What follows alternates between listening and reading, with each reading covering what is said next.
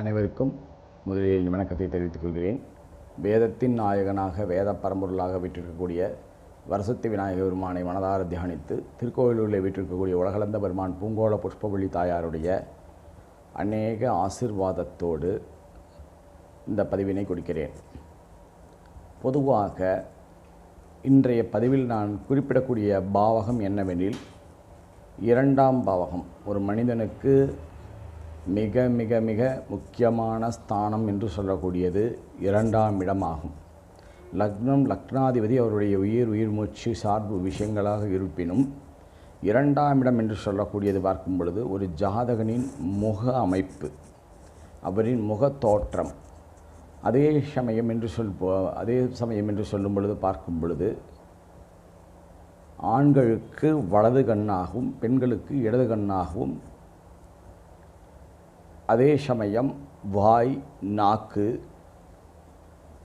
போன்ற விஷயங்களையும் உடல் உறுப்புகளில் கொடுக்கக்கூடியதாக இருக்கும்.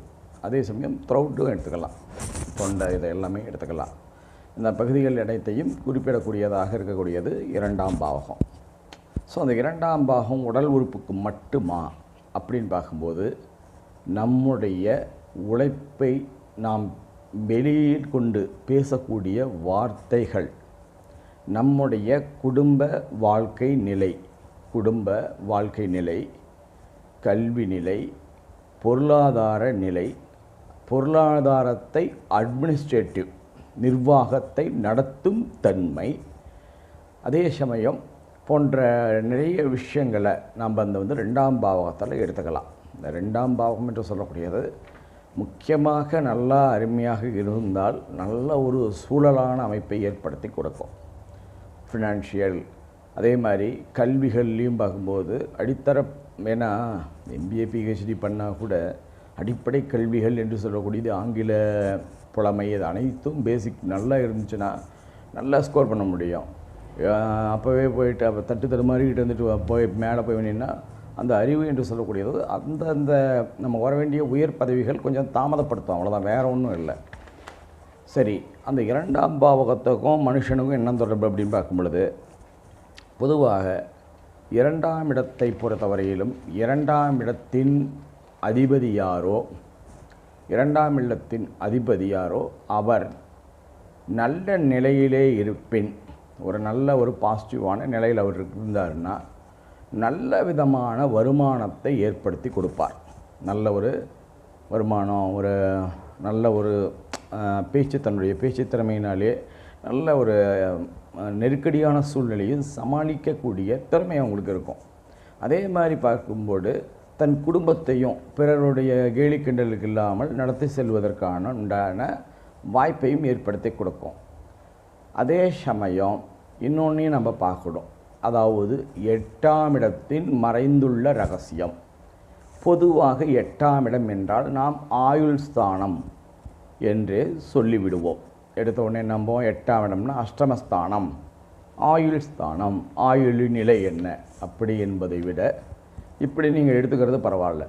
இரண்டாம் இடத்துக்கு பாவகம், இரண்டாம் இடத்திற்கு ஏழாம் இடத்தை பாருங்கள். 2க்கு 7ஆம் இடம் அப்படின்னு பார்க்கும்போது எட்டாம் பாவகம் சிறப்பாக இருந்தால், 7ஆம் பாவகம்னா என்ன, கலஸ்திரஸ்தானம்னு அனைவருக்கும் தெரிந்த விஷயம்.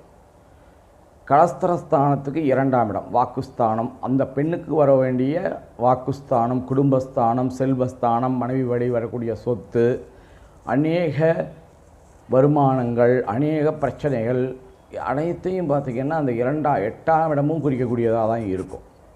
ஸோ 2-8 குடையவன் ரொம்ப பயப்படும்படியான ஒரு சிரமத்தை உண்டு செய்ய மாட்டார். அதே மாதிரி சில ஜோதிட நூல்களில் மட்டுமே சொல்லப்பட்ட விஷயம் என்னென்னா பொதுப்பழனாக சொல்லியிருந்திருக்காங்க. ஏன்னா எதையும் ஒரு கிரகத்தை வைத்து கொண்டே நாம் முழு பலனையும் கிடுகிடுன்னு சொல்லிட்டு யாராலையும் போக முடியாது.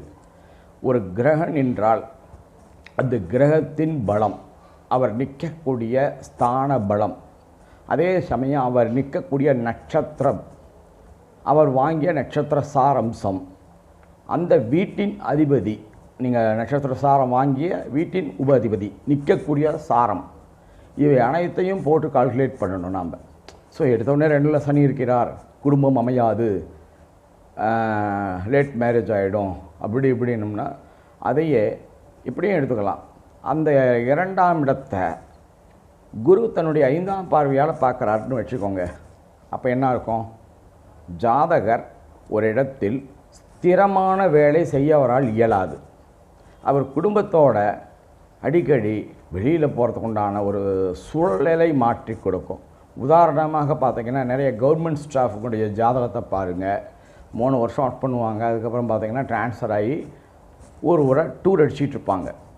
ஸோ 2 குடையவன் சனி நின்றாலும், சனியை சுபக்கோள்கள் பார்த்தாலும், அல்லது கேந்திர திரிகோண ஸ்தான பலத்தில் நின்றாலும், நவாம்ச நிலையில் நல்ல நிலையில் இருந்தாலும் இப்படியான நல்லதொரு மாற்றங்களை ஏற்படுத்தி கொடுக்கும். அதே சமயம் 2ஆம் இடமும் பூஸ்டப்பாக இருக்கணும், 8ஆம் இடமும் பூஸ்டப்பாக இருந்துச்சுன்னா, ஏன்னா அவருடைய அவமானங்களையும் குறிப்பிடக்கூடிய சின்னம். ஏன்னா அதே மாதிரி பார்க்கும் பொழுது 7ஆம் இடத்துக்கு 2ஆம் இடம் அப்படின்னு நான் சொன்னேன். அதே மாதிரி மனைவி மட்டுமே நீங்கள் எடுத்துக்க வேண்டாம். தொழில், சுயதொழில் கூட்டு தொழில் ஆரம்பிக்கிறேன்.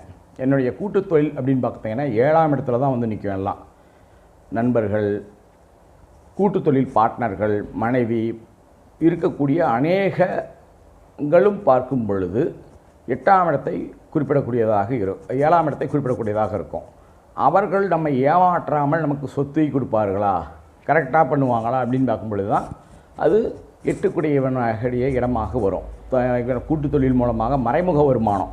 நான் கவர்மெண்ட் ஃபீல்டில் இருக்கேன், ஏன்னா என் பேரில் என்னால் இன்வெஸ்ட்மெண்ட் பண்ண முடியாது, என் நண்பர்கள் பேரில் நான் வந்து பண்ணிகிட்ருக்கேன். அவன் பணத்தை பார்த்து தூக்கிட்டு அப்படியே குபீர்னு ஓடி போயிட்டான்னா போலீஸில் கம்ப்ளைண்ட் பண்ண முடியாது, ஒன்லி கம்ப்ளைண்ட் பண்ண முடியாது. ஸோ அப்படி நிலைகள் ஏற்படுத்தி கொடுத்து விடும். ஸோ 2ஆம் பாவம் 8ஆம் பாவம் நல்லா இருந்துச்சுன்னா, 2, 8 இந்த பாவகங்கள் நல்லா இருந்துச்சுன்னா நல்லதொரு வாழ்வியல் முன்னேற்றங்களை ஏற்படுத்தி கொடுக்கும். சரி, எனக்கு பிறந்தபோதிருந்தே அது மாதிரியான அமைப்பே இல்லைங்க, நான் படாத பாடு இல்லை, ஏன்னா எல்லாமே பார்த்திங்கன்னா 6, 8, 12 போய் மறைஞ்சு போயிடுச்சு அப்படிங்கிற மாதிரியான ஒரு பயநிலைகள் சிலருக்கு ஏற்படுத்தலாம். ஏன்னா இன்றைக்கி நல்லா யோசித்து பாருங்கள், பழைய காலகட்டங்களில் தீப்பந்தத்தில் இருந்த இல்லங்கள், அகல் விளக்கில் இருந்த எண்ணங்கள் எல்லாமே மாறி மின்சாரமயமாக எல்லாமே டெவலப்மெண்ட் ஆகிடுச்சு. எல்லா விஷயங்களையுமே ஃபுல் டெவலப்மெண்ட்டில் இருக்குது. அப்படின்னு பார்க்கும் பொழுது மீடியாஸும் டெவலப்மெண்ட். ஜோதிடம் ஏன் டெவலப்மெண்ட் ஆகாமல் இருக்கும்? ஜோதிடத்தில் இப்போ நான் உதாரணமாக நான் சொல்கிறேன், பழைய ப்ரெடிக்ஷன் ஜாதக காலத்தில் இருக்கக்கூடிய ஒரு பாடல்களை எடுத்து சொல்கிறேன்னு வச்சுக்கோங்களேன். இவங்களுக்கு சுக்கிரன் இந்த இடத்தில் வரும்பொழுது நீங்கள் 100 குதிரைகளை வைத்து கொண்டு ஆழ்வீர்கள்னு சொன்னேன்னா, இப்போ நீங்கள் 100 குதிரையை வச்சுட்டு ஆழ முடியுமா?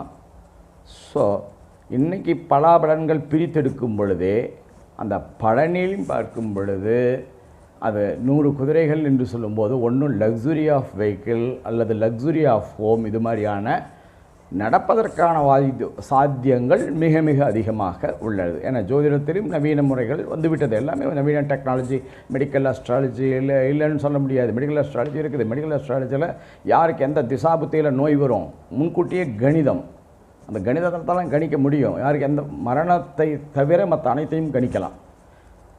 ஆயுள் கணிதம் தெரியும், ஆனால் உயிரோடு இருப்பவருக்கு போட்டு ஆராய்ச்சி பண்ணோம்னா அது கரெக்டாக உட்காராது. ஆனால் அவங்க இறந்ததுக்கப்புறம் போட்டு உட்காந்து பார்த்தோம்னா கண்டிப்பாக உட்காரும். ஸோ அதெல்லாம் மேத்தமெட்டிக்ஸ் தான். அது சில பிரம்ம விஷயங்களை நம்மளால் அறிய முடியாது. இப்போ சொல்ல வந்தது என்ன விஷயம் அப்படின்னு பார்த்துக்கிட்டிங்கன்னா ஷார்ட்டாக சொல்லிடுறேன். 6, 8, 12 கிரகங்கள் மறைந்தாலும் ஒன்று நல்லா நினச்சிக்கோங்க.